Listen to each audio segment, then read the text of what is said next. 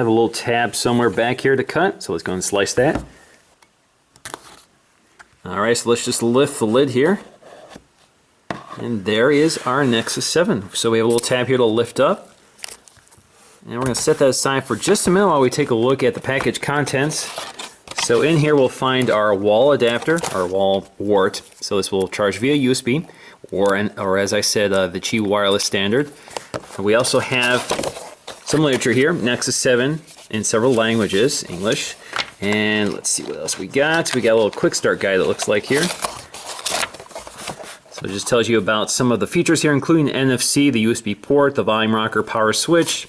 So there we go. We also have our micro USB charging cable. And that's about all. So let's go ahead and get to the tablet here. As you can see, wrapped in plastic. On the back here, it's much thinner, much lighter. That's the first thing that stands out as soon as you hold this if you're used to using the original Nexus 7. Let's just peel off this tab. You can also see it's got a smoother finish to it. Still got a rubbery texture to it, so it's nice and grippy. It's actually kind of similar to, I guess it's kind of similar to something like a Kindle Fire. Alright, so let's go ahead and take a close look at the design. The first thing that jumps out to me is just how thin and lightweight it is. You can see it's tapered at the edges, which adds to the feel of the thinness of the device, kind of creates a further sense of thinness. So it feels very nice and comfortable in the hands. Got this nice grippable texture to it. Doesn't seem to be too much of a fingerprint magnet. We've seen materials like this used on or a texture like this used on things like the Amazon Kindle, which were fingerprint magnets. Back here you see your camera, 5 megapixel autofocusing, so a higher quality camera. Again, also records video. It's 1080p, so full 1080p. We have one of our speaker grills up here, another one down here by the USB jack. You can see it's actually split up here. Our ASUS branding. Along the right side, you'll see your sleep-wake power button, as well as the volume rocker and microphone. At the top, you'll find your headphone jack. And that's it along the side. Now along the front, just a blank piece of glass. Again, Gorilla 3, so it's nice and scratch resistant, pretty durable.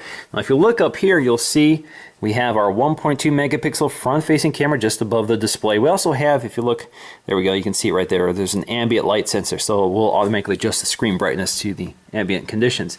Now like all Nexus devices, we also have a notification LED light toward the bottom of the display. Alright, so let's go ahead and take a look at this design, and as you can see, it's much thinner, it's also much lighter, it's also much narrower than the original Nexus 7. So if we put this on top here, you'll see it. See how much more it sticks out. Let's look a little closer here.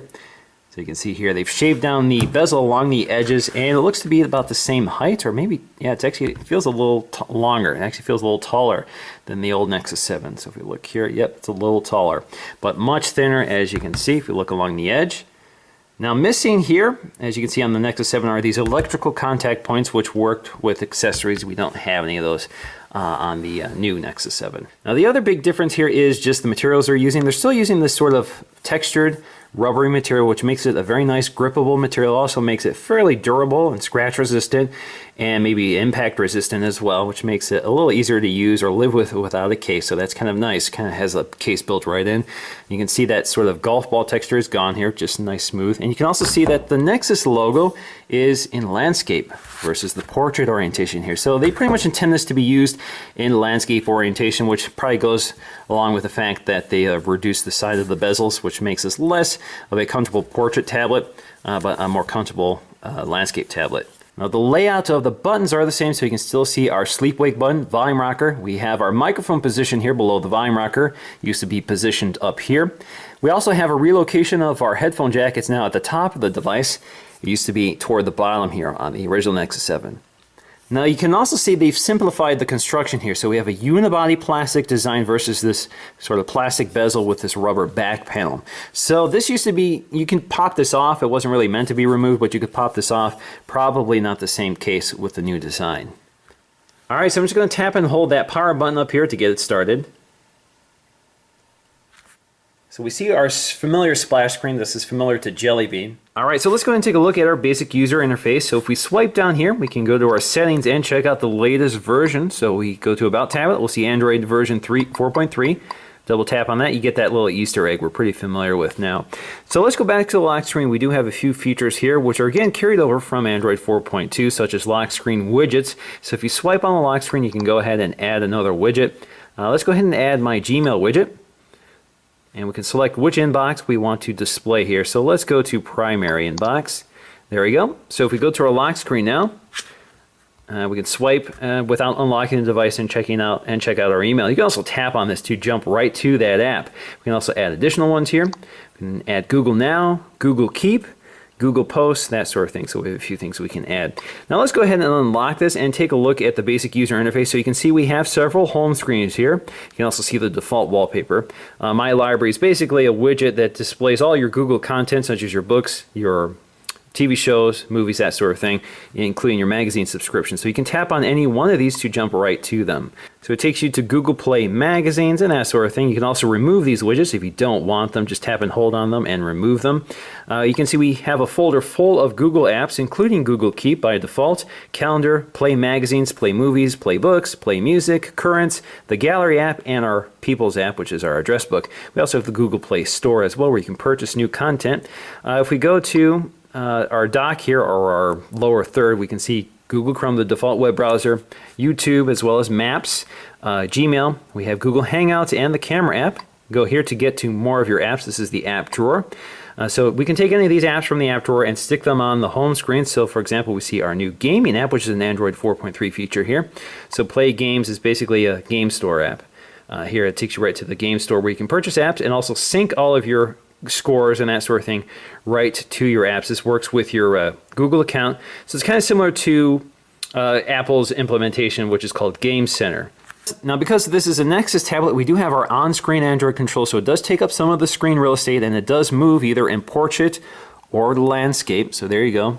So those buttons do move around. I actually prefer that. I actually like the on-screen buttons, but I don't like the fact that they take up some of the screen real estate. But here we go. You can see we have our Recent Apps button, which allows you to see all of your recent apps and launch them just by tapping on them, or you can swipe them out of the way, just like that, gets you to close them.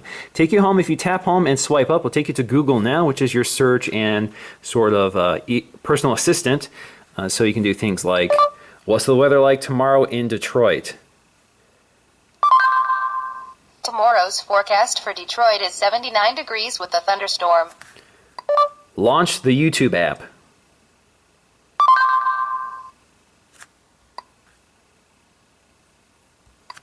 Show me pictures of the Ford Mustang.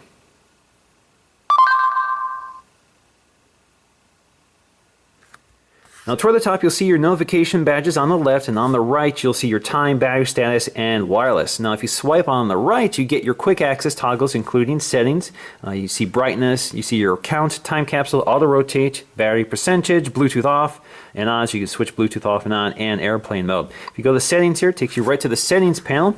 Let's swipe down here. You can also jump quickly to your brightness controls. You see you have auto brightness, and you can also manually adjust them. Now on our left, we get our notification panel, so we can see my emails, and you can expand them using that two-finger gesture or the single-finger gesture. So if we close them, we can also open them with one finger. Again, that's an Android 4.2 feature. We have our notifications from Google+, our updates, and we see our Google Now notifications as well, including our weather. Now this works in landscape or portrait orientation, so there we go. We can see our apps move this to the sort of column view versus the lower third view. So everything reorganizes automatically in landscape or portrait. This also works on the lock screen again, so if you rotate to landscape, everything does orientate that way, and you can also use that sort of carousel view in landscape mode to select your widget. Now, unfortunately, you cannot launch the camera from the lock screen like you can with a phone. So even though we have a rear-facing camera now, we still don't have that capability. Now, for the first time, we have a rear-firing camera. Again, 5 megapixels, capable of recording video 1080p at 30 frames per second. So a pretty decent camera. Certainly not a high-end 8 megapixel or 10 megapixel or 13 megapixel camera like we're used to on higher-end smartphones, but certainly better than no camera at all. So they've done a pretty good job here. As you can see, it has autofocusing. It automatically adjusts.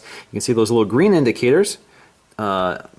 Automatically focus. It basically tells you when it's in focus. If it can't focus on the subject, you'll see red.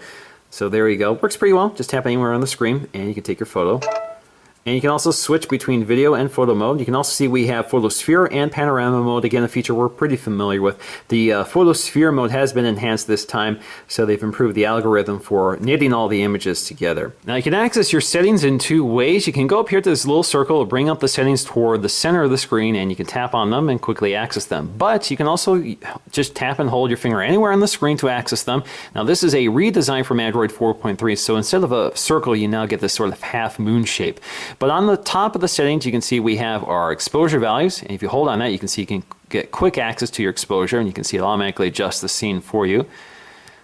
You can also tap and hold to switch the camera, so you can go to your front camera or rear camera, and you can also go to your settings, and as you can see, it drills down for you, so you can toggle on your GPS location in the photo. You can you can set a countdown timer. So if you release it, it takes you to the countdown timer, and you can set the duration. If we go back here, go up to settings, we can also change the picture size. So if we go to picture size, you can see the 5 megapixel maximum size. You can also go all the way down to VGA or QVGA. You can also go to your white balance. So if we go here, white balance, and you can see we can change it to auto, fluorescent, incandescent, cloudy, sunny. We also have scene mode. So scene mode, we have action shots, night shots, none. We have sunset, as well as party mode. So there you go, lots of optimization for certain types of scenes. Now the big story here is the display quality. The sharpness of the display is definitely its standout feature.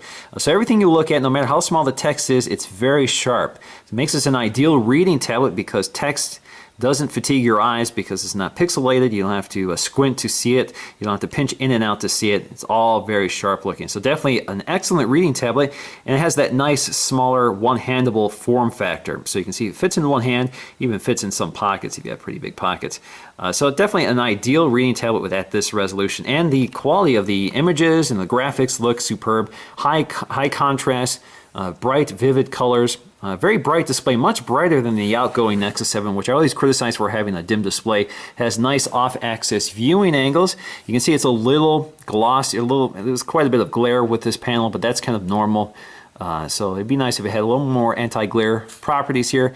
But otherwise, a superb display, and definitely the highlight feature of the Nexus 7 2nd Gen. So like a lot of tablets we're seeing these days, audio is very important. So we have dual stereo speakers, and they're in landscape orientation. So again, if you're using this in landscape orientation and watching a movie, this is an ideal setup. Unfortunately, when you're holding it on the left-hand and right-hand side, you have a tendency to muffle it a bit, but it's pretty hard to muffle the size of these speakers. So definitely excellent audio, big improvement, pretty loud, good depth of range. The bass isn't as deep as I'd like to hear, but you can definitely feel it in the tablet. You can feel it's really vibrating in the tablet. So definitely a big improvement over the kind of tinny sounding speaker we're used to with the old Nexus 7. Now we also have simulated surround sound thanks to Fraunhofer processing, so it's able to create the illusion of surround sound using just these two speakers, and the effect is definitely impressive. You do get pretty good audio from this. Now in terms of our synthetic benchmarks, we score about 20,000 on the 2nd Gen Nexus 7. That's a big improvement over the 12,000 on the 1st Gen, which in itself was very respectable at the time when it launched. This was also using a quad-core processor with a Tegra 3 clocked at 1.3 gigahertz. This is a Snapdragon S4 Pro clocked at 1.5 gigahertz, so big improvements there. This is also pretty respectable when you consider things like the high-end Galaxy S4 scores about 26,000 on this test. Now other devices in this price range include the Tab 3 7-inch, which scored a pretty measly 7,000 in the same test. So this is a huge improvement over something like that, and only costs $30 more than the Tab 3 7-inch. Now something new with Android 4.3 is restricted profile. So if we go to settings, go to users, and go to add a user or profile, you can now have the option to add a restricted profile. So this is kind of like the kid mode. Basically, this allows you to select which apps are available to this user.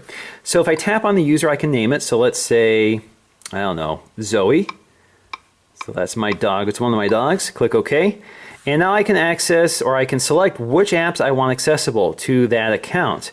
So for example, I can enable the calculator, I can enable the camera, I can enable the browser, Google Currents, Google Drive, Google Earth. Email is not available in restricted mode, so email will not be accessible. Same with Gmail. So you can't turn on Gmail. Google Plus you can turn on, which enables Google Plus Messenger.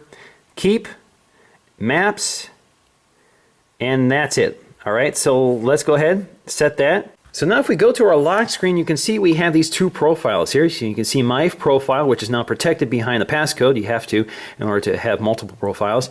And then you have the guest or restricted profile. So that is Zoe. You can see it also puts your name down there. You can also add a photograph if you want. It changes your wallpaper. It also changes the screen brightness to whatever you last set it. You unlock the device and you can see only the apps we selected now appear here. And if you go to the Google Play Store, you can see we do not have access to the Google Play Store. So for example, if you give this to your kids, they won't run off and start buying everything under the Google Play Store on your account. Now, the Nexus 7 also supports wireless charging using the wireless Qi standard, and in fact, Google sells one for the Nexus 4, which also works with the Nexus 7. So all I have to do is place it on the charger. You get a little tone indicating it's charging, and you'll see your charging status. Now, the biggest competitor to the Nexus 7 is the iPad mini. Just to show you the size difference here, so you can see a 7.9-inch screen versus a 7-inch screen. This is a 4:3 aspect ratio versus 16:10. So in reality, we actually have a much larger display on the iPad mini than the Nexus 7. This is about 40% bigger than the Nexus 7. So you get a lot more screen real estate versus the Nexus 7. But you get a much lower resolution display, unfortunately, with the iPad mini. So you get a pixel density of 163 versus 323, which is noticeable. This is not as sharp as something like the Nexus 7 or the Retina display on the full-size iPad. Now, in conclusion, I'm very impressed by the Nexus 7. I think this is clearly the best 7-inch tablet you can buy right now. Even if you don't look at the pricing, which is really competitive at $229. It's a bargain in terms of what you get inside this tablet. So once again, you get that high-resolution display. The highest pixel count you can get on any tablet right now is in this tablet. And you get impressive internal specs with that quad-core 1.5 gigahertz Snapdragon S4 Pro processor. You get 2 gigs of RAM. You get a fairly decent 5-megapixel autofocus camera with 1080p video. You get stereo speakers, which is a nice feature as well. So you get good sound with surround sound processing. So a great media tablet all around. It's also very thin and lightweight with a nice grippable material on the back, which is not a fingerprint magnet, surprisingly. A lot of time these sort of matte textures tend to attract a lot of fingerprints, but they've really managed to solve that problem with this material. It's also pretty durable, so you don't have to worry about scratching this material. It's kind of more I guess more life-proof. So definitely pretty impressed overall with the design, features, and quality, as well as that display. Definitely the display is the big story here. It's very sharp, it's perfect for reading text, and the form factor is perfect as an e-reader. So again, it fits in your palm pretty comfortably and is very lightweight. So definitely a big fan of the Nexus 7. This is clearly my top pick for the 7-inch tablet market. So that's going to do for me, guys, in this video. I hope you enjoyed it, and I'll see you again in the next one.